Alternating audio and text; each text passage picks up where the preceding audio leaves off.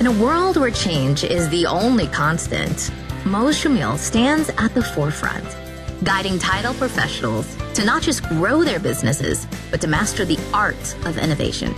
With every episode, you're handed the keys to unlock unparalleled growth and stay ahead of the curve. Get ready for a transformative journey.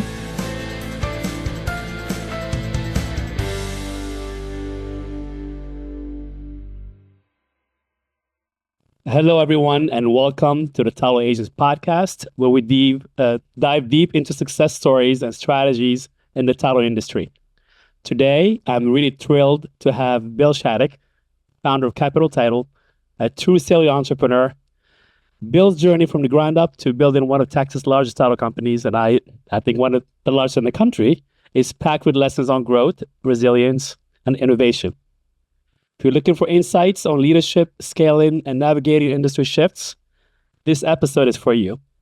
Welcome, Bill. Thank you. Welcome. How are you? Happy Thanksgiving. We're recording this podcast right after Thanksgiving. Happy Thanksgiving. Thank you. I'm looking. It's a great day. Beautiful day.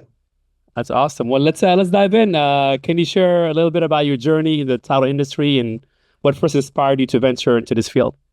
Well, it's connected. I came to Dallas as an attorney. I did real estate and trial-related work.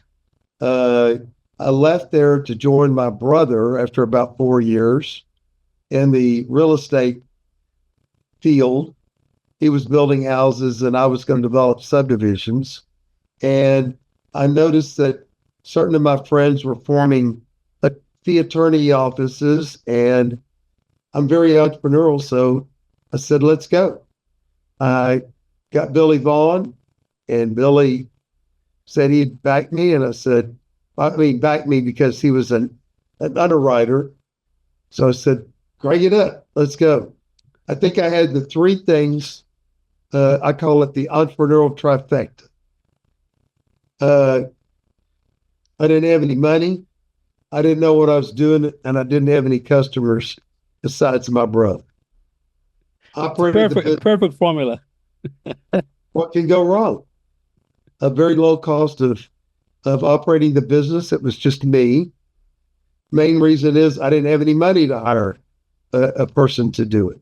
So I did it all myself. I remember I was a fee attorney for Dallas Title. People would call, and they'd say, may I speak to Bill Shaddock? I would answer the phone and say, this is he. Let's go. So it all started there, 1987. 1987, that's awesome. So we have a national audience. For those who may not be familiar with a fee attorney office, what is that? What is a fee attorney for the East Coast and Midwest that don't have that term? Agencies, in a sense, have offices which are called directs, and they can include fee attorneys, which are attorneys which they license to operate at one of their offices, and they share premiums with and perform certain duties and functions for the fee attorney. Yeah. So you told the audience you had the perfect trifecta, the perfect formula to start a company, and I have a similar background as you, like started not knowing anything about title, except my abstracting background. And so what were some of the biggest challenges you faced when you started Capital Title, and how did you overcome them? Well, it was just me. It was just a long climb. I've always been good at getting business. So I am by nature less of a title person and more of a sales related person. So I'm really in two businesses today. I'm in the people business and I'm in the relationship business. That's what I do for a living. And that's what I did when I was back then. So I would make friends, get people to use the title company, and just the struggle is you don't have money to do anything. And you don't have a good client base. And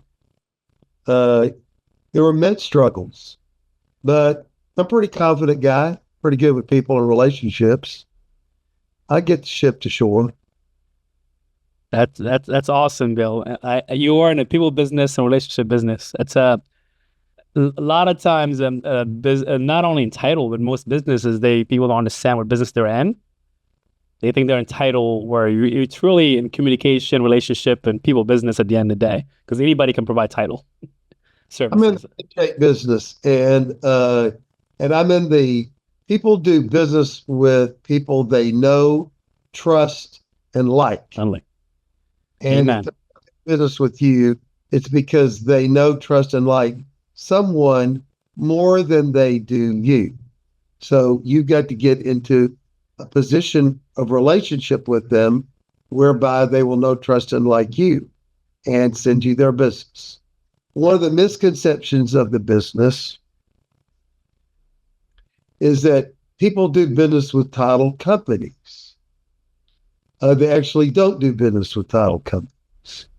I don't ever ask people to send business to Capital Title, for example. I tell people to send business to me. To Bill. So we've never gotten there's not one deal that's written from Compass Real Estate to Capital Title.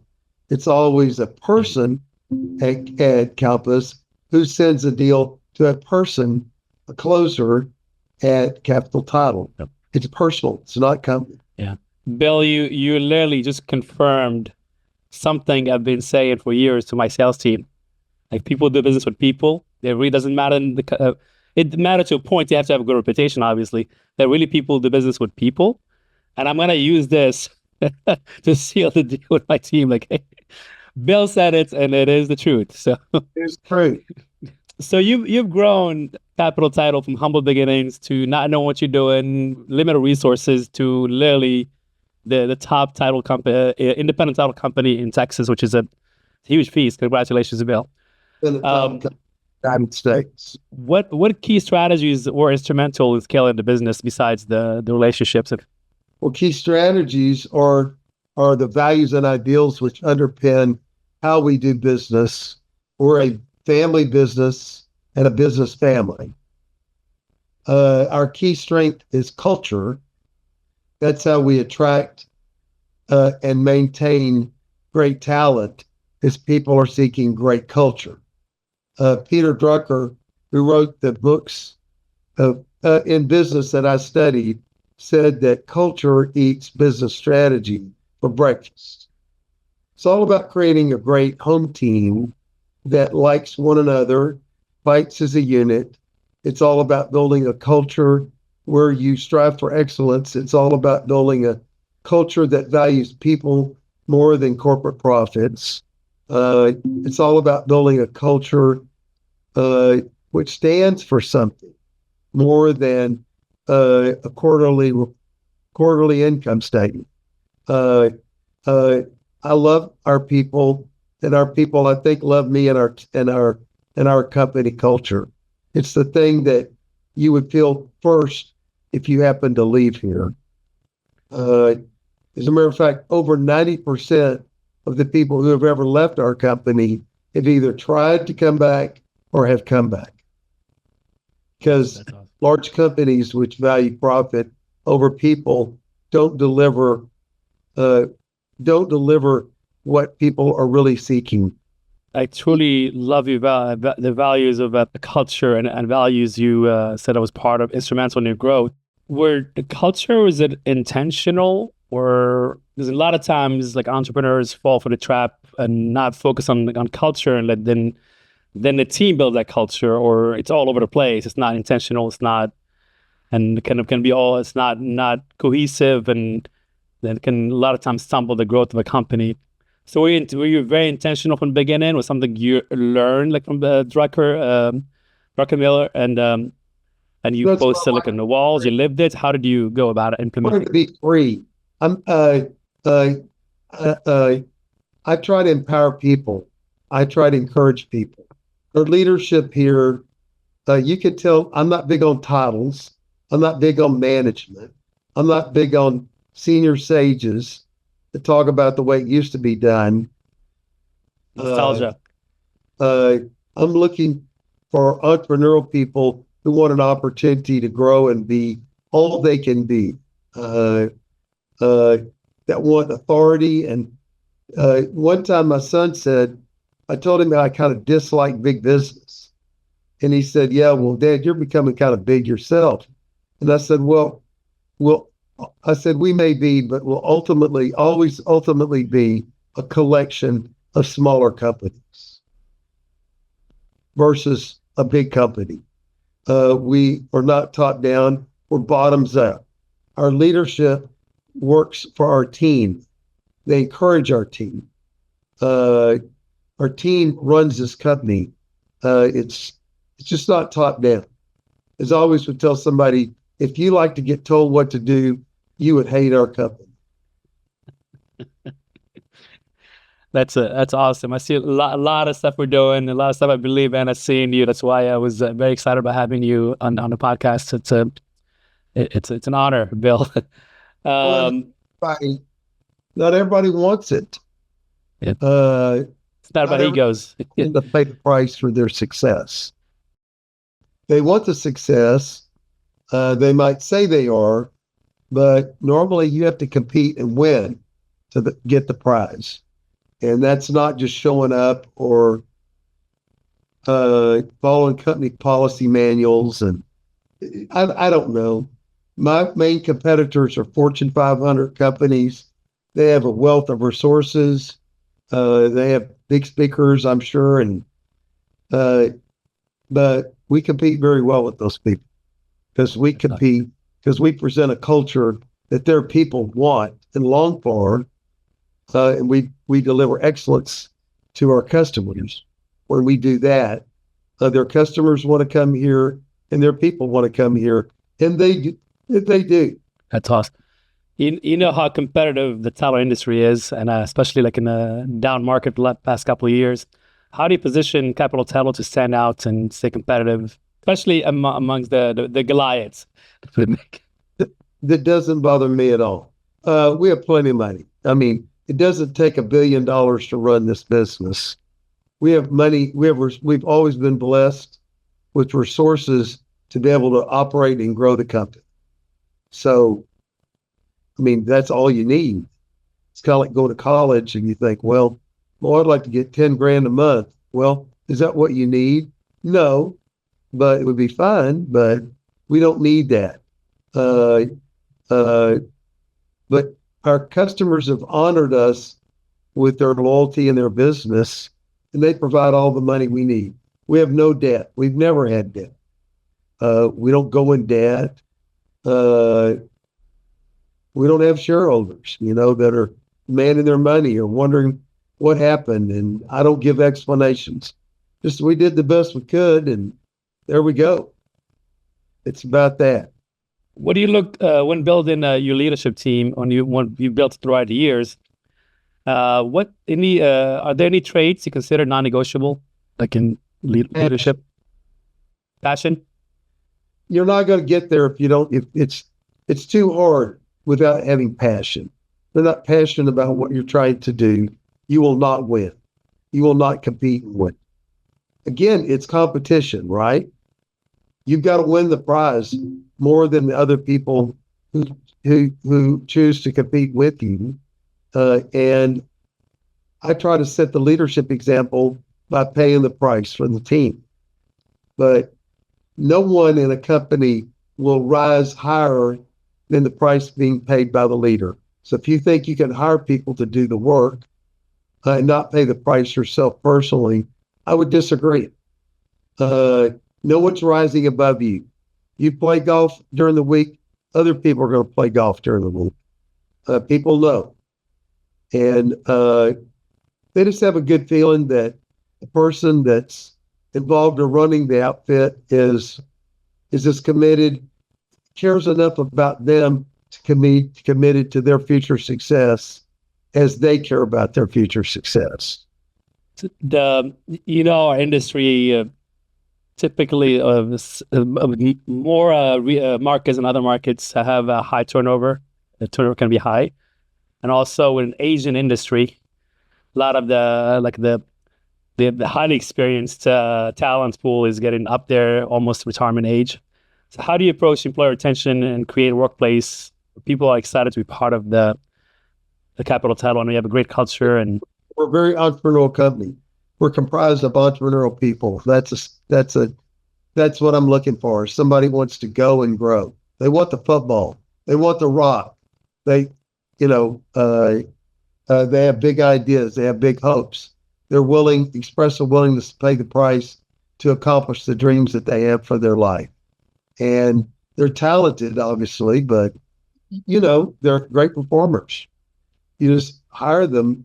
Like we've probably hired since the first of last year, over 150 escrow officers. But it's a bad market, but we're investing in the future of this company. They're not performing at A+ levels even today, but they will. And we're just working with them now, but we will come out of this fog a much stronger and larger company. Just keep gaining that market share in the down markets. It's huge. Get the right people. Absolutely. How are you with technology? I know it keeps changing rapidly. I don't know anything about technology. We have 35 people in our IT department. We spend in excess of $10 million a year on IT, and I couldn't tell you any more than that. I'm not on the technology. Well said. I don't do technology. Yep. I'm not a title nerd. I don't do technology for a living. I'm in the people and relationship business. So you're a serial entrepreneur. You sustain success across different ventures. What do you believe are the keys to building a business that stands the test of time, especially in our crazy cyclical markets? Well, you have to remember that it's not about me, it's about the people. And you have to be a good servant leader.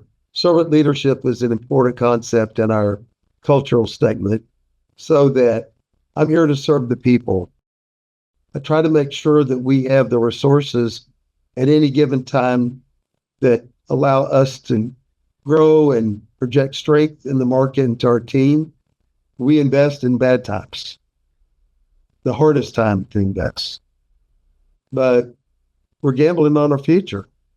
But it's all about hard work and paying the price and being confident and relationship oriented and entrepreneurial. All of those come together with the right people to create success for the team and the individuals, might I. What legacy do you hope to leave in the title industry, and how are you preparing future leaders within your company? Well, I don't have a specific job here, if that tells you anything. So from an operations standpoint, it flies whether I'm in the plane or not. The legacy is it's all about the people. And people make it. Loving your people, loving your client, creating excellence. But we're so much more than a business. I think business would be boring for me. I'm not really, if it became too much of a business, I wouldn't like it. It's all about the people. It isn't about the profits. It is about the profits sometimes, but it's all about the people. I heard a speaker once saying that making money, you don't go anything to make money. It's like a concert producer, someone who's a singer or performs a musical instrument. The money is like the applause. You don't do it for the applause. You do it because you love what you're doing and you've perfected an art or skill. And the money just comes when you do good things. You take care of people, you're entrepreneurial, and you work hard.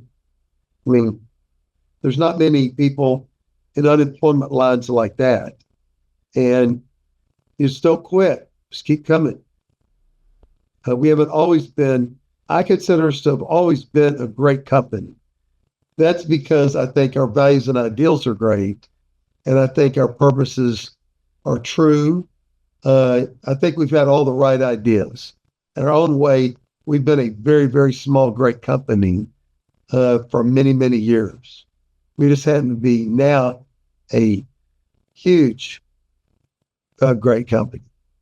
But if we went down to 5 people, we would still have a distinctive and great title company, I assure you.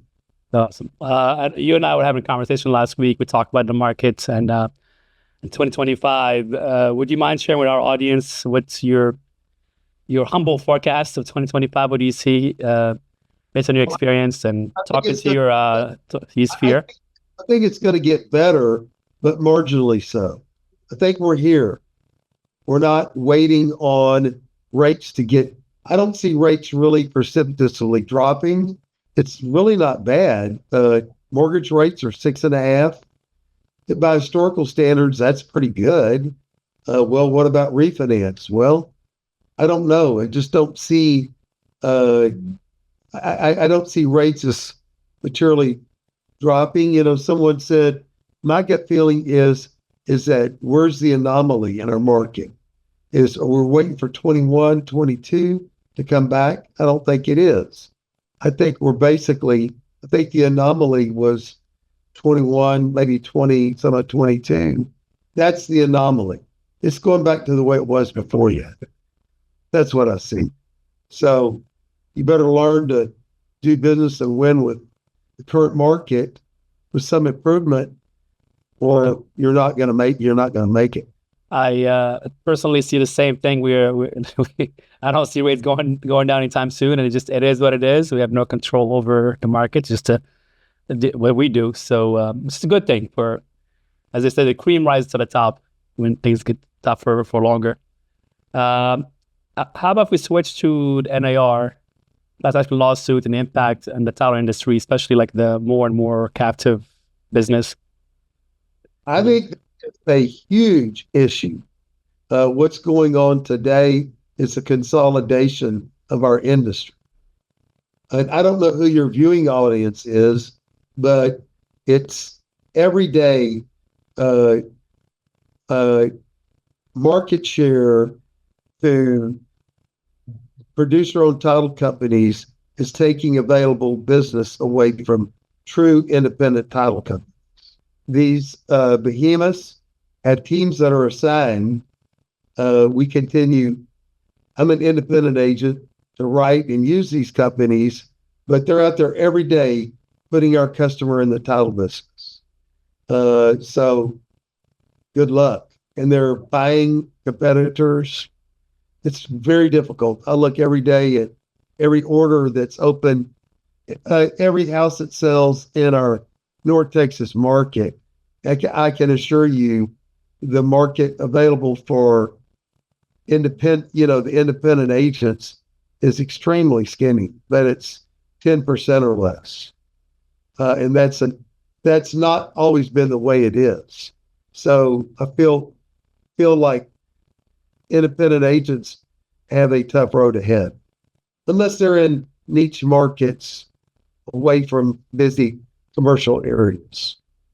So a lot of, how the East Coast is even more fragmented like than Texas or other states.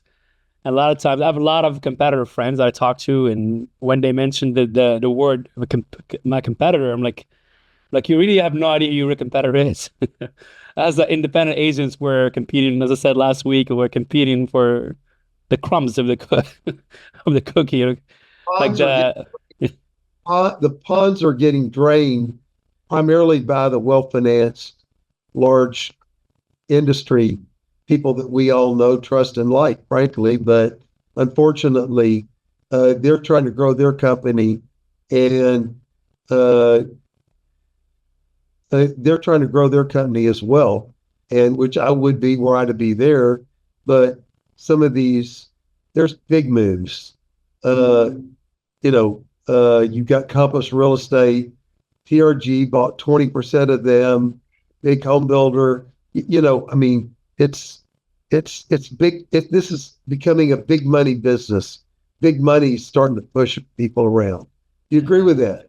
You see that? Absolutely, especially like public company. I mean, the big four, they're all public. like talking about Compass, talking about TRG, they all have access to public funds. And now you get private equity. It was very active like 2 or 3 years ago. Now kind of quieted a little bit, but it just let a lot of money come in, doing a lot of roll-ups and a lot of consolidation. It's just very expensive and very competitive. And those crumbs I was talking about getting smaller and smaller and smaller to compete for.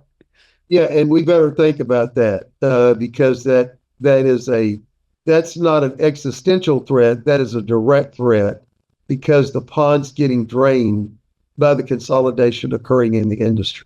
The pond we have to fish in as independent agents and underwriters.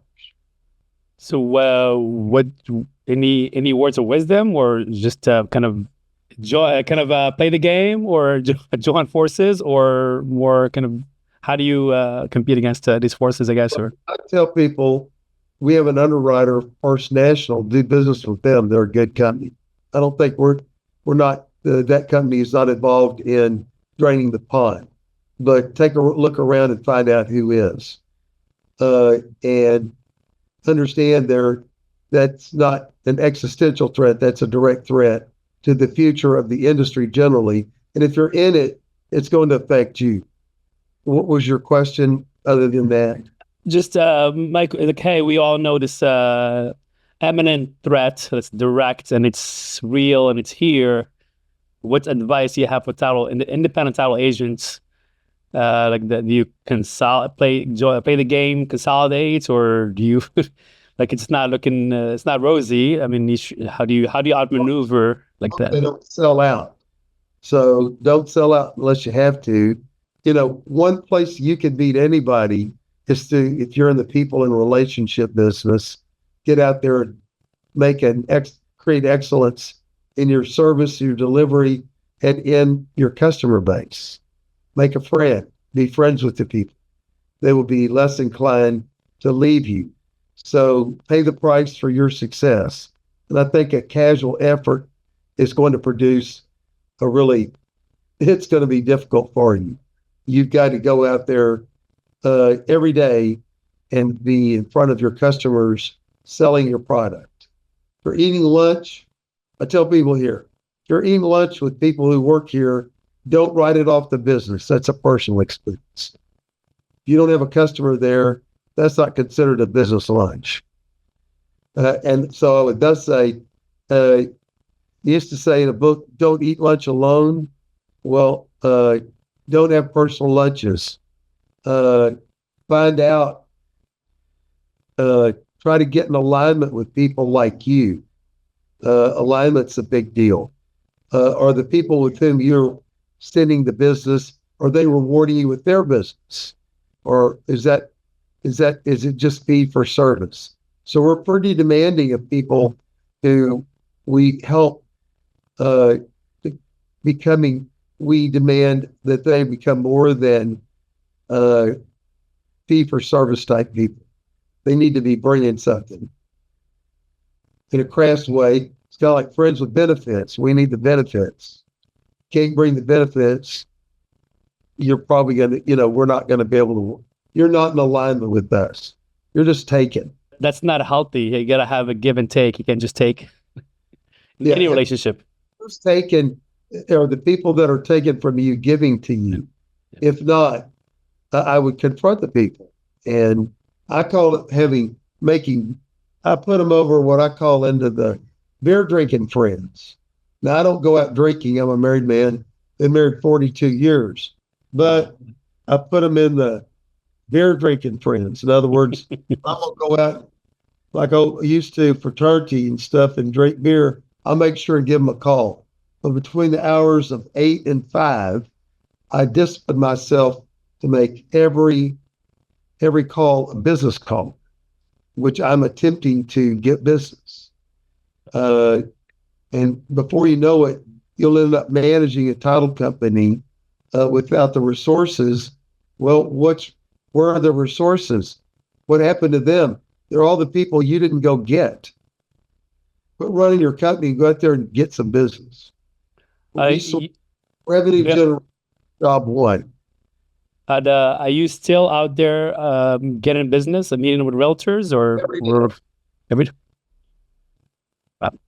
But I might go with a marketing person or a closer with, you know, to help support them.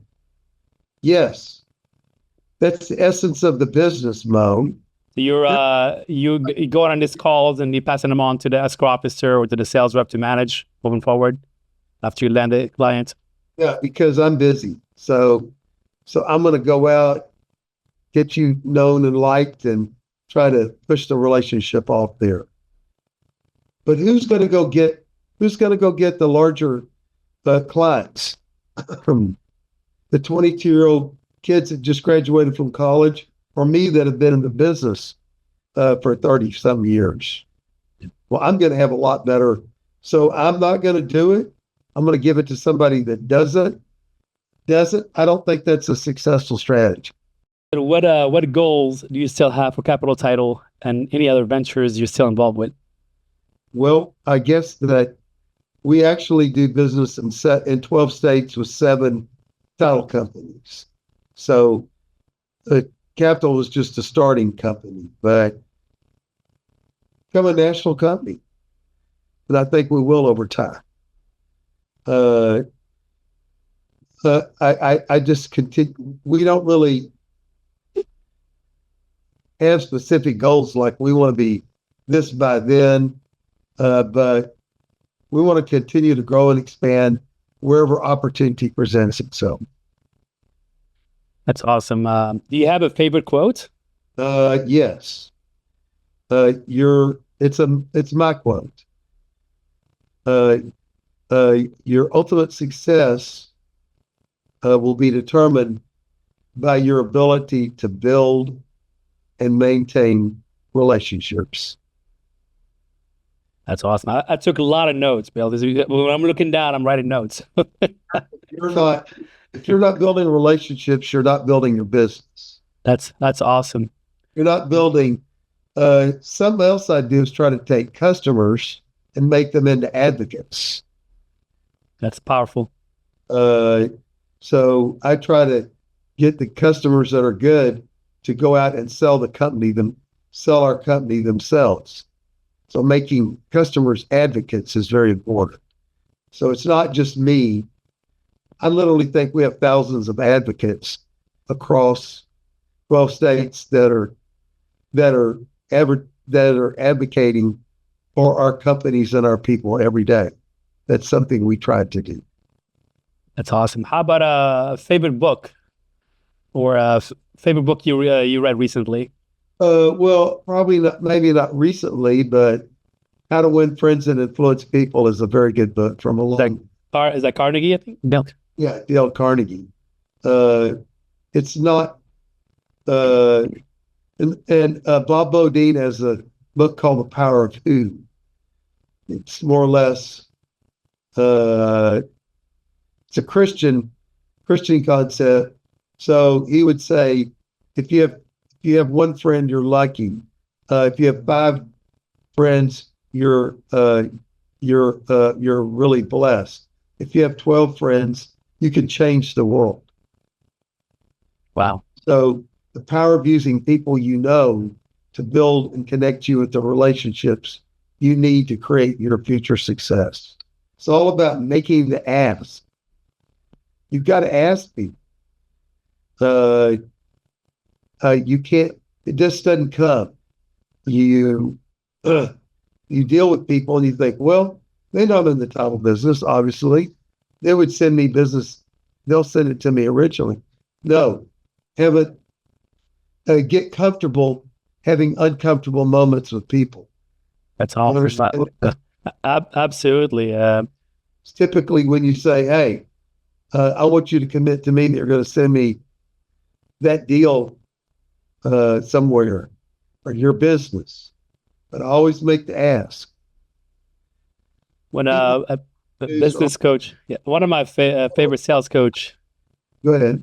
One of my favorite sales coaches from a long time ago, like I said, the number one lesson in sales: ask questions and listen. Just ask questions, ask for the business, always ask. Just along with the concepts you just talked about, asking. Yeah, you'll find that a lot of people think they're in the business of supplying data or graphics or being running committees, but they're really not. And nobody rewards somebody for putting a successful charitable event on by sending their business. Business is sent where people asking for the business. That's busy work. Focus on relationships, focusing on asking for the business. And I mean pretty quickly too. That's awesome. Any last words of wisdom to our audience of title agents? You can do it. You can do anything willing to pay the price you're willing to achieve. You're not going to get an award for something that you don't pay the price for, but over time you'll be rewarded for the price that you've paid to achieve the level of success that you paid the price to get. Thank you so much, Bill. Well, Bill's story is a true testament to perseverance, vision, and the power of a strong team. Thank you for joining us today on the Title Agents podcast. If you found value in this episode, be sure to subscribe and share with others in the industry who could use a boost of inspiration and insight. Until next time. Let's go. Let's do it. Keep pushing the boundaries and stay ahead in the title world. And here's 2025. Bill, thank you so much. That was tons of wisdom. Great state of Texas. Come say it sometime. See you later. Thank you. No. In a world where change is the only constant, Mohs Shamil stands at the forefront, guiding title professionals to not just grow their businesses, but to master the art of innovation. With every episode, you're handed the keys to unlock unparalleled growth and stay ahead of the curve. Get ready for a transformative journey